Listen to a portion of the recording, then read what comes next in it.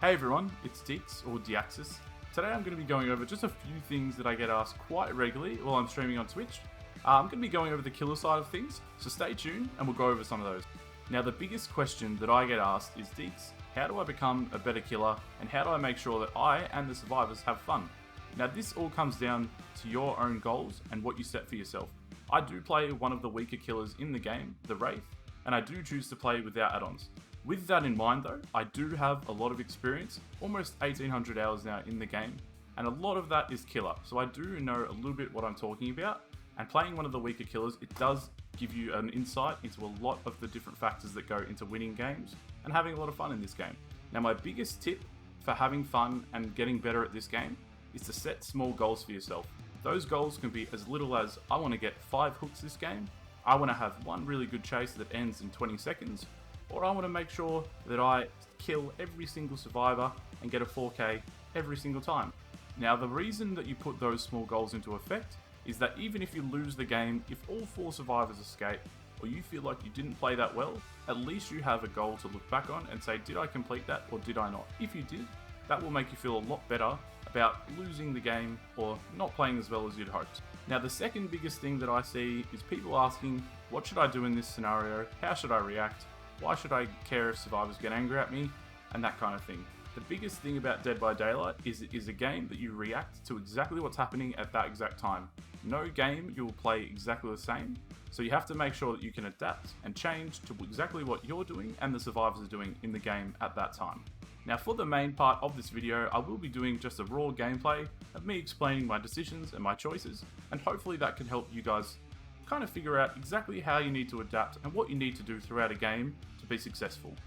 So setting out for this game, obviously as I'm a more experienced killer, my goal is to get a 4K and kill all survivors, but we'll have to see how we go, just to see what kind of survivors we go up against. The first thing you want to do when you load into a game is assess the map. If it's a map that you know very well, you know where pallets spawn, you can play around those things knowing where survivors most likely will path to. If you don't know the maps, that's okay. The longer you play, the more you will remember the maps. If you do struggle to remember maps, try and remember just big landmarks, like a big tree or a big building. Okay, so it looks like we're spawning into Torment Creek on the Coldwind Farm. So this is an okay map.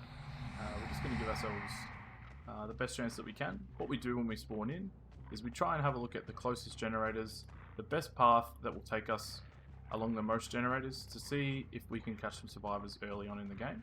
We also take note of where our ruin is, take note of any kind of strong loops that are near the generators. We do catch some survivors over here. We will walk in a way that will be able to shield us from the survivors seeing us, and then we use our lunge to our advantage there. So we get a hit. With Wraith, we want to just get a bunch of survivors injured. That way we can keep sneaking up on them. We do have another survivor here as well.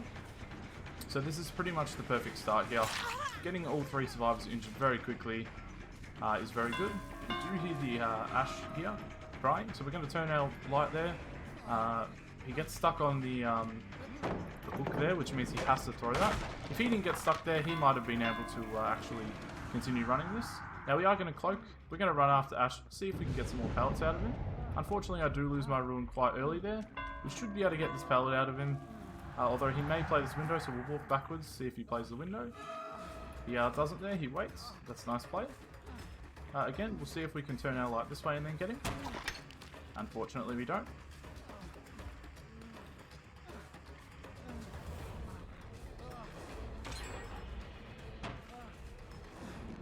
So we should have the window blocked by now.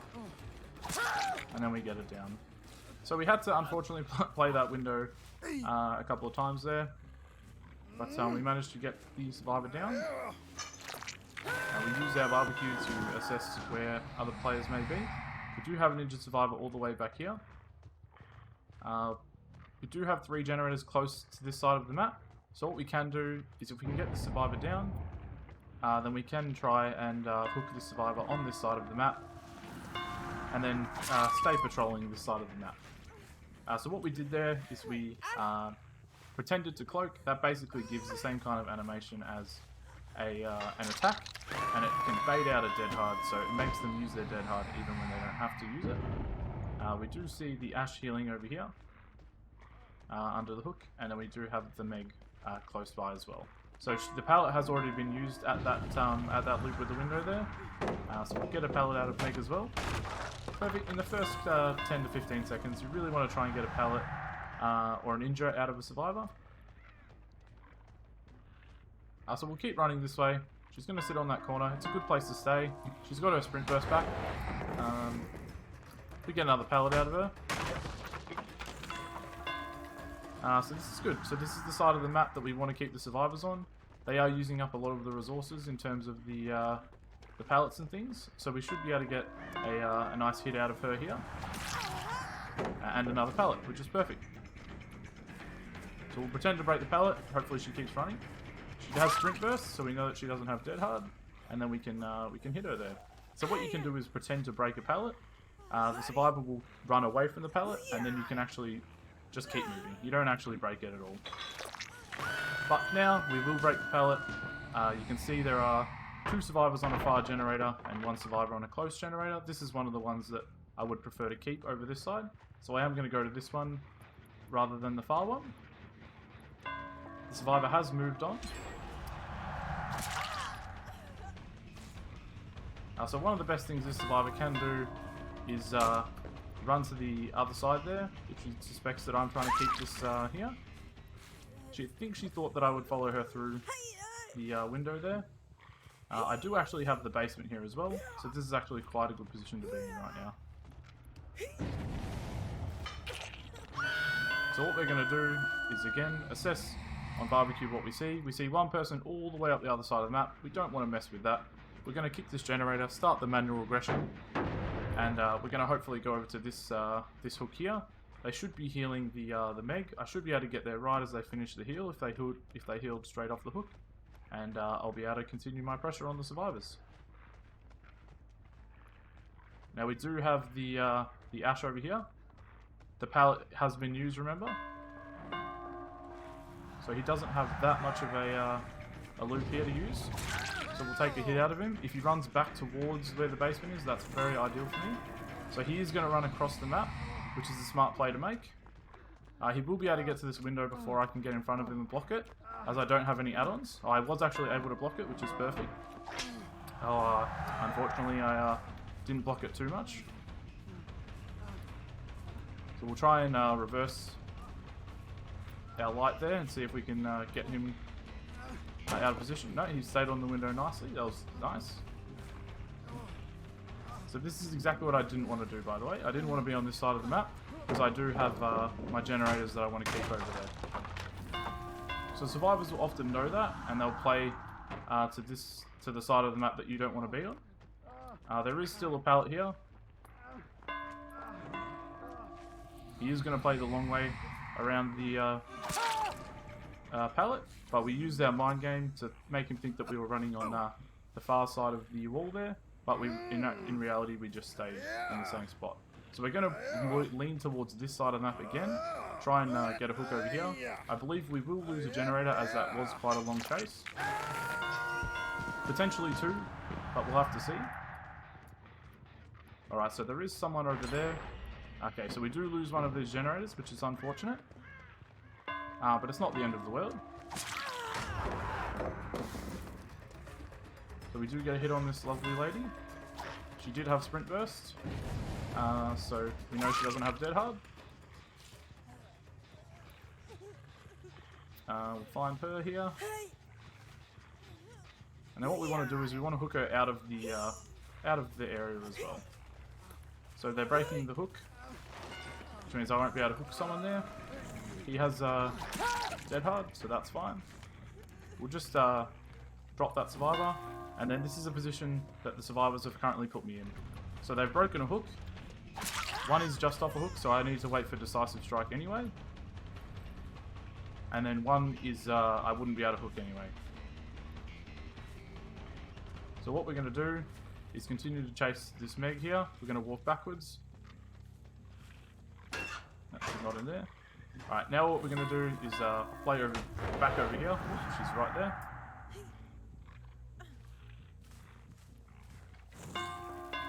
And we're actually going to leave her there, so that's fine. So what I've done now is they've just, again, They've forced this person off a generator, so she's not been doing anything this whole time. She's going to run into a corner. She's going to run over to where I don't really mind. And then I'm going to go back for these survivors over here that were injured. I can see that their scratch marks led this way. So he does have a window to play there if he wants to. Chooses not to. He does have Dead Hard, I believe. Not sure. I believe the Decisive Strike should be run out now, if they did have it. The Meg is going to try and go for another sabotage of the hook. We do end up getting it down. This is the perfect scenario, to be honest. We get it down. He's dead. And then we also get a chance to hook the Meg as well. So we are going to hook her back here, just so we don't use up all the hooks in one area. And then assess. So again, you see one of the girls, I thought we saw her there, but we may not have. Oops. And then the other girl is all the way over here. So this is the point where we do have to split away from that side of the map. We don't have those 3 generators really close to each other anymore. We'll bait the Dead Hard. We get the Dead Hard out of there. So now what we want to do is we want to hook her on this hook here. Basically, this is close enough to that side of the map.